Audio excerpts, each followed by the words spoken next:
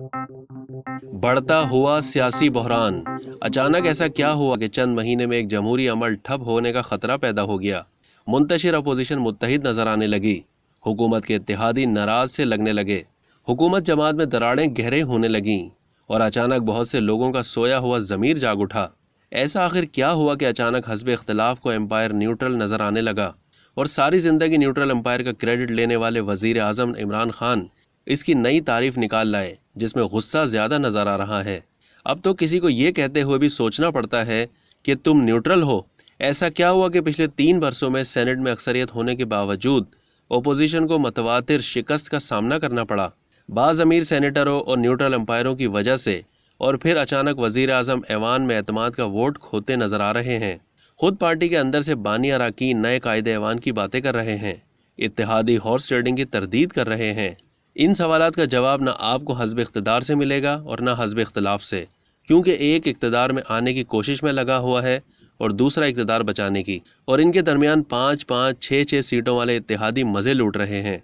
खान साहब जिसकी शक्ल देखना बर्दाश्त नहीं करते थे, आज उसकी बात पर मुस्कुराते हैं, तो दूसरी तरफ सड़कों पर आसिफ अली जरदारी को घसीटने वाले और नवाज शरीफ की पीठ में छुरा घोंपने वाले जरदारी साहब अजीम तर मुल्की मफाद में साथ साथ हैं, मौलाना फजल रहमान की इमामत में। इन सब सवालात के जवाबात इस मुल्क के सियासी समझ बूझ रखने वाले लोगों को तलाश करने पड़ेंगे।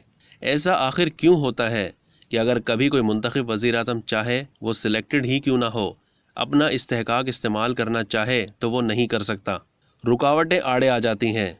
मुझे अब वज़ीर आज़म इमरान खान की कई बातों से इख्तलाफ है और वो ये साबित कर रहे हैं कि उन्हें एम्पायर न्यूट्रल नहीं चाहिए, बल्कि वो चाहते हैं कि वो उनके साथ खड़ा हो, उनका हमनवा बनकर रहे। शायद ये वो नुक्ता है जो इख्तिलाफ़ी राय का बाइस बने। अक्टूबर 2021 में और वज़ीर आज़म को अपने मौक़िफ़ और फ़ैसले पर नज़रसानी करना पड़ी। ये एक ऐसी सोच है जो हमारी सियासत में नुकसान दे रही है, और इसकी सबसे बड़ी वजह हमारा माजी है जब सियासी मामलात में मुतवादर मुदाखलत रही। बदकिस्मती से सियासतदानों ने तारीख से सबक नहीं सीखा, मगर ये इस्तेहकाक बहरहाल एक मुंतखब वज़ीर आज़म का ही होना चाहिए। ये इस्तेहकाक मगर हासिल नहीं है कि आप इदारों से सियासी हिमायत मांगें, टेलीफोन कॉल्स बंद होने पर एतराज़ करें। अगर कल लोग ज़मीर का सौदा करके चेयरमैन सेनेट के ख़िलाफ़ वोट दे रहे थे और आप इसे ज़मीर की आवाज़ कह रहे थे, तो वो आज कैसे गलत हो गया? मेरे नुक्ते नज़र से कल भी ये ज़मीर फ़रोश थे और आज भी हैं। इस पस मंज़र में मुझे अदम एतमाद की तहरीक के अवामिल कुछ और नज़र आ रहे हैं और 2008 में शुरू होने वाला जमहूरी अमल ख़तरे में नज़र आ रहा है। ऐन मुमकिन है मेरा तज्ज़िया गलत हो, मगर इस पूरे अमल में मुझे सबसे ज़्यादा सियासी नुकसान जमहूरियत को होता नज़र आ रहा है। जब 100 और 150 सीटों वाली जमात, चाहे उसका ताल्लुक हस्ब इक़्तिदार से हो या हस्ब इख्तिलाफ से, वो चंद नशिस्तों वाली जमातों के आगे यरगमाल है। ऐसे में अदम एतमाद की तहरीक मंजूर हो भी जाए तो क्या, और नाकाम भी हो जाए तो क्या? क्या बेहतर ना होता कि हुकूमत अपने 5 साल का हिसाब देती, ना कि 3.5 साल का? ओपोजिशन ने तो वज़ीर आज़म को नई सियासी ज़िंदगी दे दी। ये PDM को भी पता है और पाकिस्तान पीपल्स पार्टी को भी कि सियासी और माशी अदम इस्तेहकाम दीवारों पर लिखा है। ना ये PTI IMF से निकल सकती है, ना अदम एतमाद की तहरीक मंजूर होने की सूरत में हस्ब इख्तिलाफ के पास कोई मुतबादिल प्लान है, चाहे इलेक्शन 2022 के आखिर में हो या वक्त मुकर्ररा पर। आज 75 साल बाद भी कोई वज़ीर आज़म अपनी मियाद पूरी नहीं कर सका।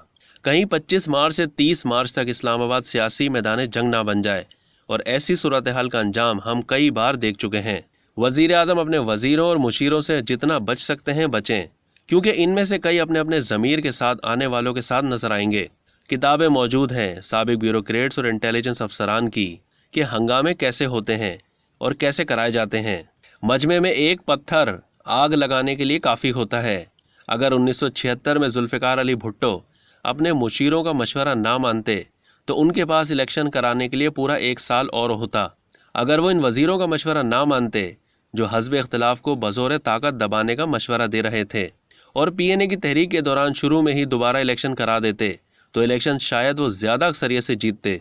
खून बहने के बाद मुज़ाकरात तो हुए, मुआहदा भी हो गया, मगर साजिश करने वालों की साजिश कामयाब हो गई।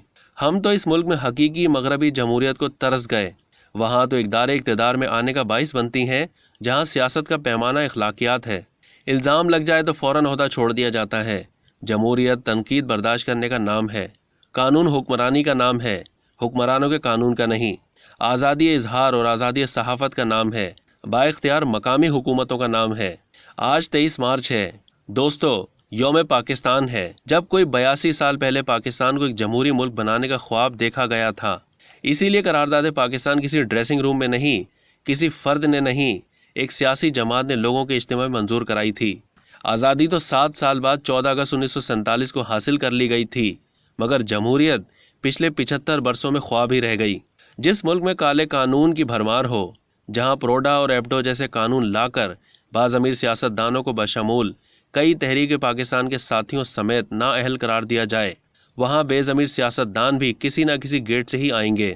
اب تک کے لیے اتنا ہی۔ مزید معلومات کے لیے ڈیلی جنگ کے یوٹیوب چینل کو سبسکرائب کرنا نہ بھولیے اور فیس بک کے پیج کو بھی لائک کرنا نہ بھولیے۔